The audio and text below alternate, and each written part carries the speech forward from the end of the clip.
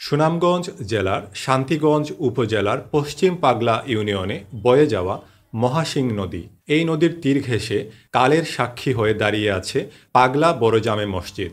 নির্মাণ শৈলী ও অপূর্ব কারুকাজের জন্য এই মসজিদ বিখ্যাত। অত্র এলাকার বিশিষ্ট ব্যবসায়ী ইয়াসিন মির্জা এই মসজিদ নির্মাণের উদ্যোগ গ্রহণ করেন 1931 সালে। 10 বছর পর এর নির্মাণ কাজ শেষ হয়। 68 ফুট দৈর্ঘ্য ও বারান্দা সহ 25 ফুট প্রস্থের এই মসজিদ গম্বুজ সহ 40 ফুট উচ্চতা বিশিষ্ট। এতে 3টি গম্বুজ ও 6টি মিনার রয়েছে। মসজিদের দোতলার ছাদে রেললাইনের স্লিপার ব্যবহার করা হয়েছে। তৎকালীন সময়ে এই মসজিদ নির্মাণে ব্যয় হয়েছিল 10 লক্ষ টাকা।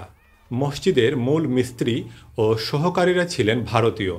মূল স্থপতির নাম ছিল মুমিন আস্তাগার, যার পূর্বপুরুষ ভারতের তাজমহলে কাজ করেছেন বলে জানা যায়।